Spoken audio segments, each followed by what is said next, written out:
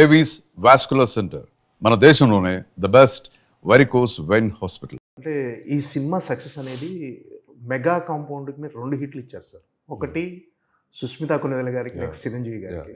So అంటే ఒకేసారి అంటే ఫస్ట్ థింగ్ ఏంటంటే చిరంజీవి గారికి ఆయన సక్సెస్ కంటే సుస్మిత గారి సక్సెస్ని మోర్ ఎమోషనల్గా ఫీల్ అయ్యారు. ఆయన షేర్ చేసుకున్నారు సార్ ఇది మెయిన్ మీతో. షేర్ అంటే ఆయన హ్యాపీ అండి. ఫస్ట్ ఆఫ్ ఆల్ మొన్న కూడా మాట్లాడాను నేను. అండ్ సాహు గారి పార్టీ ఈజ్ లైక్ నాకు ఒక ఫ్రెండ్ లాగా, ఫ్యామిలీ లాగా నాతో ట్రావెల్ అవుతున్నారు. అండ్ ఆవిడ కూడా ఒక పార్ట్నర్ లాగా ఈ సినిమాలో ఇన్వెస్ట్ చేసి తను ఈ సినిమా సక్సెస్ని ఈరోజు ఎంజాయ్ చేయటం.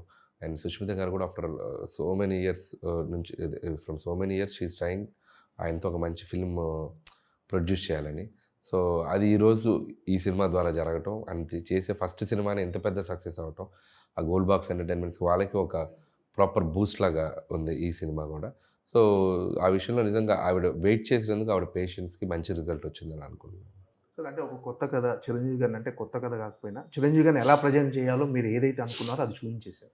అంటే ఈ రేంజ్ రెస్పాన్స్ వస్తుందని ఇంత అంటే చాలామంది చిరంజీవి గారి సినిమాలు చూసి చాలా రోజుల నుంచి ఆగిపోయిన వాళ్ళు ఈ సినిమాతో మళ్ళీ చిరంజీవి గారి సినిమా చూసి సెలబ్రేట్ చేసుకుంటున్నారు. అంటే చిరంజీవి గారిని ఎలా చూడాలో అలా చూశారు కాబట్టి వాళ్ళు సెలబ్రేట్ చేసుకుంటారు. అంటే ఈ రేంజ్ సక్సెస్ ఎక్స్పెక్ట్ చేశారా సార్, ఇంత అప్లాజ్ వస్తుందని? అంటే ఫస్ట్ మేము సినిమా చూసినప్పుడు మాకు ఆ ఫీలింగ్ అయితే వచ్చిందండి.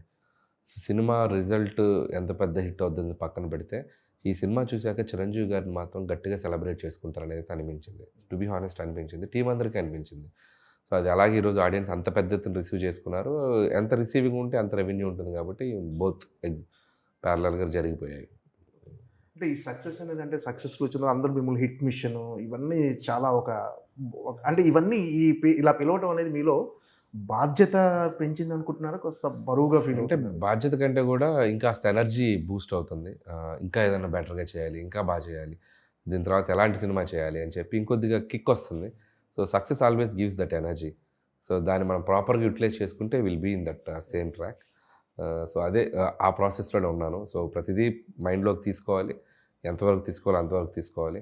అండ్ నువ్వే తోపు నేను అనుకోకూడదు.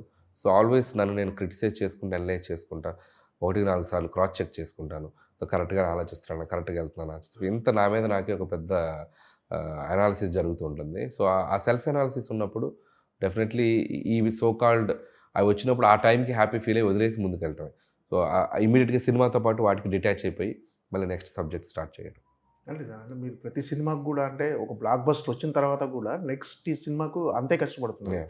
అంటే అది నాకు తెలిసి వదిలేస్తున్నారు మీరు ప్రతి సినిమా తొలి సినిమా లాగానే అదే అంతే. ముందు సినిమా అదే డిటాచ్ చేస్తాను. నాకు ముందు సినిమా రిలీజ్ 2వ రోజుకి డిటాచ్ అయిపోతాను. ఇంకా ఆ తర్వాత ఆ సినిమాని ఎలా ముందుకు తీసుకెళ్లాలనేది పబ్లిసిటీ ప్రమోషన్స్లో ఉంటాను. అది అయిపోయాక రేపు మండే తోటి ఇక స్లోగా కంప్లీట్ డిటాచ్ అయిపోతూ నెక్స్ట్ మా కథ ఏంటి, ఆ గోల్ ఏంటి, మళ్ళీ ఫ్రెష్గా స్టార్ట్ చేయాలి, మళ్ళీ ఫ్రెష్ జర్నీ, ఈసారి ఇంకేం చేయాలి అనేది అలా వెళ్ళిపోతూ ఉంటాం.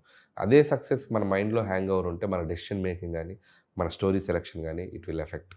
సో దట్స్ వై ఎంత డిటాచ్ అయితే ముందు సినిమాకి మనం అంత బాగా పనిచేయాలి. అంటే చిరంజీవి గారు అవకాశం ఇచ్చారు, చిరంజీవి గారితో సినిమా అనగానే అలా తీయాలి ఇలా తీయాలని చాలా ఇమాజినేషన్ ఉంటుంది సార్.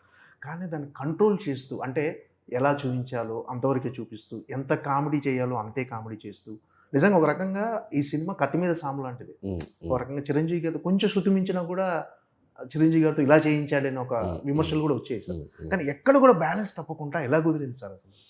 అంటే ప్రతిసారి మిమ్మల్ని మీరు అనలైజ్ చేసుకునే వాళ్ళ ఇది చిరంజీవి గారికి ఎలా అంటే రైటింగ్ అలా ఉన్నప్పుడు ఆ తప్పు జరిగే అవకాశం లేదు. ఎందుకంటే రైటింగే మనం ఆ పరిధిలో రాసాం. డైలాగ్స్ కానీ సిచ్యువేషన్స్ కానీ అన్నీ కరెక్ట్గా కొలతల మీద మీటర్ మీద ఉన్నాయి. సో ఆయన గ్రేట్ ఆర్టిస్ట్. సో ఎక్కడ ఏది ఉందో అది దాన్ని పట్టుకొని చేసేయగలంత సత్తా ఉన్న యాక్టర్ ఆయన. సో ఈ సినిమా మేటర్ ఇది, ఈ సినిమా లెవెల్ ఇది, ఈ సినిమా ఇంతే ఉండాలి, ఈ సినిమాకి ఇలాగే రాసుకున్నాడు ఇతను, ఇదే మనం డెలివరీ చేయాలి అని చెప్పి ఆయన ఆ కథను బట్టే అర్థం చేసుకున్నారండి. సో ఆ స్లోగా ఇద్దరి మధ్య ఆ ఫ్రీక్వెన్సీ మ్యాచ్ అయ్యేసరికి ఇంకా బెటర్ అవుట్పుట్ రాగలిగింది. So clearly the writing itself ఆ లిమిటెడ్గా ఎంత కావాలో అంత కరెక్ట్గా రాసుకున్నాం కాబట్టి ఆ స్క్రిప్ట్లో కూడా అలాగే కంటిన్యూ అయింది సినిమాలో. అంటే మీరు ఫస్ట్ చిరంజీవి గారి ఇంట్రొడక్షన్ సీన్ కూడా మేడ మీద ఆంటీలతో నా 2 క్లిప్పులు తీసుకెళ్ళాను అని గొడవ పడుతూ అంటే ఫస్ట్ ఆ సన్నివేశం చూడగానే నేను మైండ్లో ఫిక్స్ అయిపోయి సార్ సినిమా హిట్. అంటే చిరంజీవి గారిని ఎలా చూపించాలో అలా చూపించేశారు. ఒక ఫ్యామిలీ ఆడియన్స్కి ఎలా రీచ్ అవ్వాలో అలా ఉంది అనిపించింది. సో అలా ఇంట్రడక్షన్ సీన్ అలా అంటే అదే ఒక మనిషిని నార్మల్గా చూపించి ఆ క్యారెక్టర్ని ఆడియన్స్కి మనం ఎక్కించగలిగితే అది త్రూ అవుట్ ఆ క్యారెక్టరేషన్ ఆడియన్స్కి బలంగా ఉంటుంది. సో అక్కడి నుంచే మన బట్టలు ఆరేయటం, వంట చేయటం, అట్లా ఆ మని న్యాచురల్ ఫ్లోలోకి తీసుకెళ్ళిన తర్వాత అది అక్కడి నుంచి మళ్ళీ శంకర్ ప్రసాద్ అని ఆయన ఒక చీఫ్ సెక్యూరిటీ ఆఫీసర్. సో దాన్ని పట్టుకొని మళ్ళీ ఒక హీరోయిజం చేసాం. మళ్ళీ కామన్ ఆడిలాగా సీరియల్స్ చూస్తుంటారు ఆయన. సో ఆ సౌమ్య క్యారెక్టర్ ఉంటుంది కదా సీరియల్లో చూస్తూ, ఆ సౌమ్య క్యారెక్టర్లో వైఫ్ని, హస్బెండ్ క్యారెక్టర్లో తన్ని చూసుకుంటూ దాన్ని అనలైజ్ చేసుకుంటూ వెళ్తుంటారు. ఆ సీరియల్ది కూడా ఒక ట్రాక్ లాగా ఉంది చాలా వరకు అక్కడక్కడ. సో అలా కామన్ మిడిల్ క్లాస్ మెంటాలిటీస్కి దగ్గరగా ఉండే మూమెంట్స్ అన్ని దాంట్లో ఇన్వాల్వ్ చేసుకుంటూ వచ్చాం. అంటే కాస్ట్యూమ్స్ విషయంలో కూడా చాలా కేర్ తీసుకున్నారు సార్. అంటే ఆయన్ని ఆ బ్లాక్ సూట్లో చూపించడం కానీ, నెక్స్ట్ నయనతార గారిని కలిసినప్పుడు వాళ్ళ మధ్య లవ్ వచ్చే సన్నివేశాల్లో కానీ, ఏం సార్ కాస్ట్యూమ్స్ విషయంలో చాలా కేర్ తీసుకున్నట్టున్నారు. లుక్ విషయంలో బిగినింగ్ మేము ఫోటో షూట్ చేసినప్పుడే మాకు ఆయన లుక్ చూడగానే ఎక్స్ట్రాడినరీగా ఫీల్ అయ్యాం. సంథింగ్ స్పెషల్గా ఉండబోతున్నారు ఈ సినిమా అనేది అర్థమైంది. సో ఇక అది అలాగే కంటిన్యూ చేశాను. టీం ప్రాపర్గా ఉన్నారు, ఆయన చాలా కాన్ఫిడెంట్గా ఉన్నారు, ఆయన చాలా ఫోకస్డ్గా, చిరంజీవి గారు కూడా లుక్స్ మీద డిసైడ్ అయ్యారు. అండ్ టీమ్ అశ్విన్ మంచి డిజైన్స్ తీసుకొచ్చారు, అండ్ సుస్మిత గారు సూపర్వైజ్ చేశారు, అండ్ చిరంజీవి గారు దాన్ని ఆయన కమాండ్ చేస్తూ ఎట్లా ఏం కావాలి, ఏ సీన్కి ఏ మూడు ఉంటే బాగుంటుంది అవన్నీ నన్ను ఏదన్నా అనిపిస్తే నన్ను ఇట్లా ఏమన్నా చేయొచ్చా అని నన్ను ఎక్స్పెరిమెంట్ అడిగి, సో అలా ఆయన బాగా ఇన్వాల్వ్ అయి చేసుకున్నారండి చిరంజీవి గారు కూడా. అంటే కొన్ని విషయాలు చిరంజీవి గారు సజెషన్స్ ఏమైనా తీసుకున్నారు సార్ ఆయన ఇలా? సజెషన్స్ అంటే ఆయనకు అనిపించినవి ఎప్పుడు హీ కెన్ త్రో అండి, ఇస్తుంటారు. సో ఇట్లయితే బాగుంటుందేమో చూడమ్మా అంటే, బాగుంది సార్ అంటే నచ్చితే దాన్ని యాజ్ ఇట్ ఈస్గా ఇంప్లిమెంట్ చేస్తాను, లేదంటే సార్ ఇది బాగుంటుందేమో అని చెప్పి నేను కన్విన్స్ చేస్తాను. సో ఆ మ్యూచువల్గా ఇద్దరికి అండర్స్టాండింగ్ ఉందండి. సో అది హ్యాపీ, ప్రాబ్లం ఏం లేదు. అంటే క్లైమాక్స్లో ఒక సన్నివేశం ఉంటుంది సార్, జరీనా బేగం గారిది. second మన నయనతార గారితో మాట్లాడే ఒక కాఫీ తాగే సన్నివేశంలో భర్త రక్త సంబంధించిన వ్యక్తి కాదు, అందువల్లనే కొంచెం మనం చాలా అలా తీసుకుంటాము వాళ్ళని అని ఒక ఆ వివరించే సన్నివేశం ఐడియా ఎవరిది సార్? అంటే అది నిజంగా చెప్పాలంటే అది ఇంకా ఎక్కువ హైలైట్ కదా, హైలైట్ అయిన సన్నివేశం సార్. అవును, అది రైటింగ్ చాలా నాకు ఎప్పటి నుంచో అది అబ్జర్వేషన్. స్క్రీన్ ప్లేకి సంబంధించిన చాలా అదే మనకి ఆ జరీనా వైబ్ క్యారెక్టర్ ఆవిడ అక్కడికి రావటం, కోడలతో మాట్లాడటం, ఆ మాట్లాడేది కూడా చాలా లైవ్లీగా, ఏదో కూర్చొని మాట్లాడుకున్నట్టు కాకుండా ఆవిడ can I make a coffee for you అంటాం, ఆవిడింట్లో ఆవిడకి కాఫీ పెట్టించడం, నయనతారకి పెట్టించే ప్రాసెస్లో కథ చెప్తూ ఉండటం, దాంట్లో నుంచి ఒక ఇంపార్టెంట్ మ్యాటర్ని చాలా క్యాజువల్గా డెలివర్ చేయటం లేడీస్కి. అంటే జనరల్ అది ఫ్యాక్టే కదండి. అంటే ఎక్కడైనా కూడా అమ్మాయిలు కానీ ఎవరైనా కానీ మన ఫ్యామిలీకి, బ్లడ్ రిలేషన్కి ఫస్ట్ ఇంపార్టెన్స్ ఇస్తాం. హస్బెండ్ అన్నప్పుడు తెలియకుండా ఒక ఇది ఉంటుంది, మ్యూచువల్, అది అబ్బాయి అవ్వచ్చు అమ్మాయి అవ్వచ్చు, బట్ ఆ జనరల్గా జరిగే ఒక ప్రాసెస్ అది. సో దాన్ని మనం ట్యాగ్ చేసి చెప్పడం వల్ల చాలామంది కనెక్ట్ అయ్యారు. చెప్పే విధానం నచ్చింది. అండ్ ఏదైనా థర్డ్ పర్సన్ ఉండకూడదు. So anything you both should sort it out అది చెప్పాం. సో అది చాలా బ్యూటిఫుల్ సీన్, సినిమా మొత్తంలో one of the highlight scene అది. అది పర్ఫెక్ట్ ప్లేస్మెంట్లో వచ్చింది. నా కెరియర్లో నేను చాలా మెచ్యూర్డ్గా, చాలా బాగా రైటింగ్ చేసిన సీన్ అని నేను పర్సనల్గా ఫీల్ అవుతాను. ఆ మహిళా సంఘాలు వాళ్ళు మాట్లాడుకునే సంభాషణ అది కూడా చిన్న సటైరిక్ ఫన్ అండి, అది ఎంటర్టైన్మెంటే. జరుగుతున్న సోషల్ లైఫ్లో, సొసైటీలో జరుగుతున్న పాయింట్స్ని మనం కొద్దిగా హాస్యంతో కలిపి చిన్న సెటైర్స్ వేయటం. సో అది ఎక్కడ చేయొచ్చు, ఎక్కడైనా మనకు అవకాశం ఉన్నప్పుడే. అది ఎవరి మనోభావాలు దెబ్బతినకుండా జరగాలి. సో లక్కీగా లేడీస్ ఎక్కువ ఎంజాయ్ చేస్తున్నారు అది. సో ఎందుకంటే 1%, 2% అలాంటి కేసెస్ చూస్తున్నారు కాబట్టి ఎవ్రీవన్ కెన్ రిలేట్ దట్.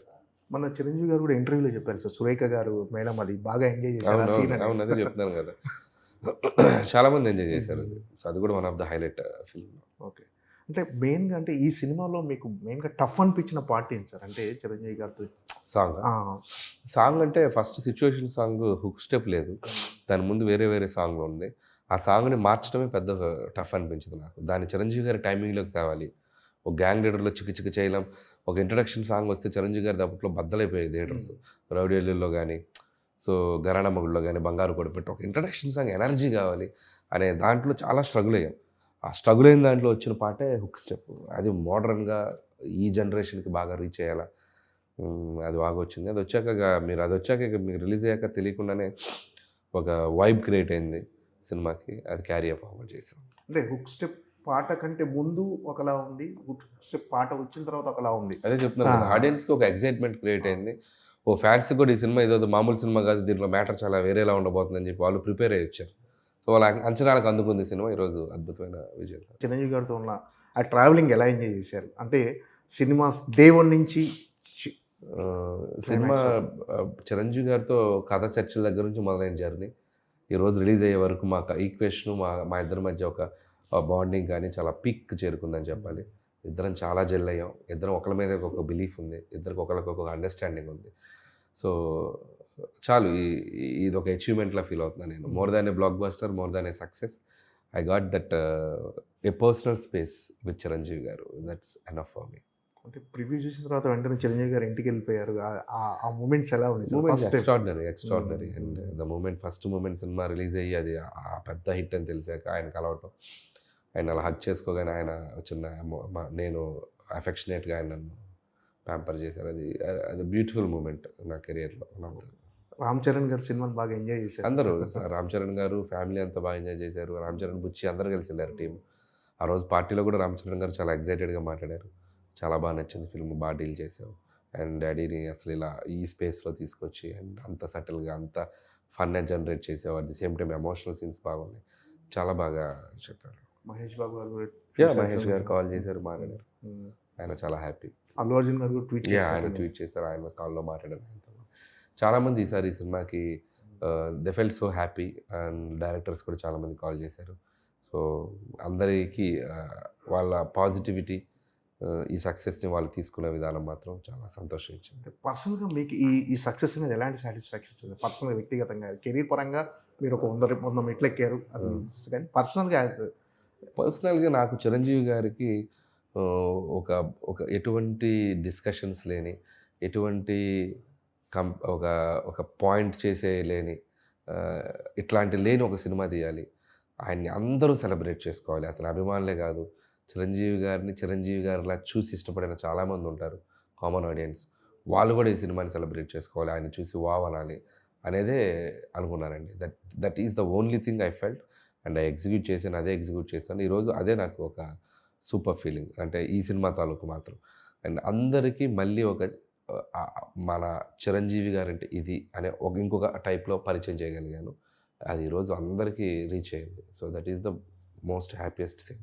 సరే, అంటే అనిల్ రావుపూడి సినిమాలు అంటే ఎంటర్టైన్మెంట్కి ఒక బెంచ్ మార్క్ క్రియేట్ చేశాయి. అంటే మీరు కూడా అంటే ఈ సినిమా సంక్రాంతికి వస్తున్నాం కంటే బెటర్గా ఉండాలి, నెక్స్ట్ సినిమా అంతకుమించి బెటర్ ఎంటర్టైన్మెంట్ ఉండాలి. ఈ జర్నీ అంత టఫ్ అనిపిస్తుందా సార్? ఏంటి ఎప్పటికప్పుడు మళ్ళీ ఆడియన్స్ని నమ్మించడం అంటే ఇప్పుడున్న రోజుల్లో ఆడియన్స్ నమ్మించడం చాలా టఫ్ జాబ్ సార్. అంటే వాళ్ళకి చాలా వినోద సాధనాలు ఉన్నాయి, టీవీలో కానీ సీరియల్, ఇవన్నిటిని ఓవర్కమ్ చేసి మీకు ఒక టికెట్ కొనుక్కొని థియేటర్కి వచ్చి నవ్వటం అంటే మీరు ఖచ్చితంగా చాలా హార్డ్ వర్క్ చేయాలి. ఏం సార్, టఫ్ అనిపిస్తుందా లేకపోతే ఈజీ? అంటే ఈజీ ఏం కాదు. ఇప్పుడు ఏ సినిమా అయినా, ఏ కథ అయినా ఎవరు రాసినా కూడా చాలా టఫ్గానే ఉంటుంది. అది ఐడియా జనరేట్ అవ్వాలి, దాన్ని ఒక 2-3 నెలలు కూర్చొని దాని మీద టైం స్పెండ్ చేసి దానికి అద్భుతంగా తయారు చేయాలి. ప్రాసెస్ టఫ్గానే ఉంటుంది, బట్ ఎనర్జీ ఈజ్ పాజిటివ్గా ఉంటుంది. ఎందుకంటే ఇంతమంది ఆడియన్స్ మన సినిమాని చూసి సెలబ్రేట్ చేస్తారని ఒక ఎనర్జీ మనల్ని ముందుకు తీసుకెళ్తూ ఉంటుంది. సో ఆ ఎగ్జైట్మెంట్ వాళ్ళు ఇవ్వబట్టే మేము అద్భుతంగా పని చేయగలుగుతున్నాను.